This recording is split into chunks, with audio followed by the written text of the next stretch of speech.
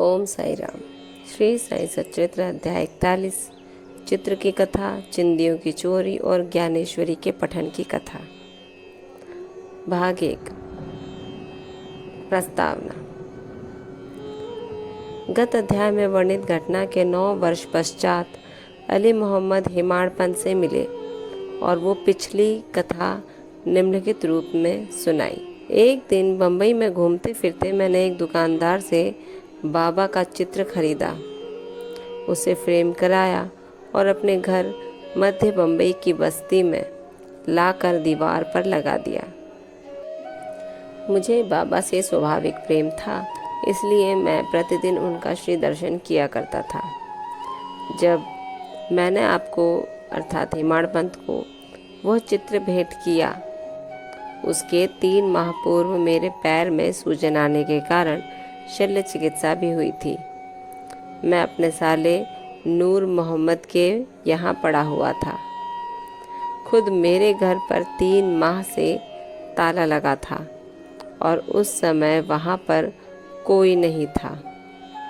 केवल प्रसिद्ध बाबा अब्दुल रहमान, मौलाना साहिब मोहम्मद हुसैन, साईं बाबा, ताजुद्दीन बाबा और अन्य संत चित्रों के रूप में ही वहाँ विराजमान थे, परंतु काल चक्र ने उन्हें भी न छोड़ा।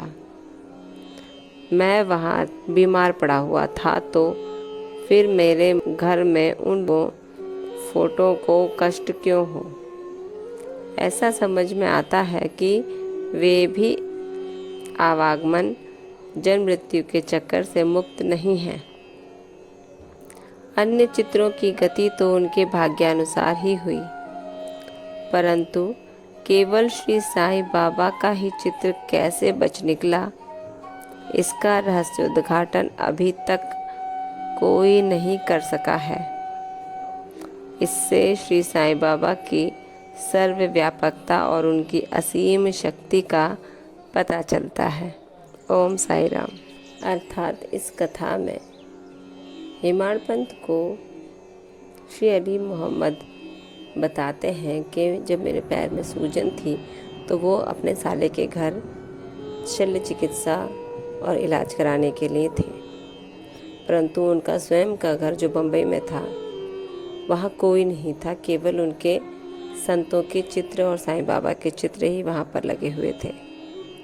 उन्होंने सोचा कि जब घर में कोई है ही नहीं तो इन चित्रों को क्यों कष्ट हो, परंतु जब वहाँ उन्होंने किसी को भेजकर देखा तो पता चला कि वहाँ सभी चित्रों की दशा बिगड़ चुकी है, परंतु सिर्फ साईं बाबा का चित्र ही वैसा का वैसा ही था।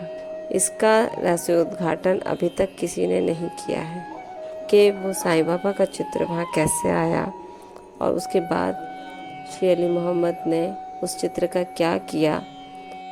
इसका अध्ययन कल चित्र की कथा के दूसरे अंश में होगा। तब तक ओम साई राम। बाबा आप सब पर कृपा रखें, आपको आशीर्वाद दें और कष्टों से दूर रखें। ओम साई राम।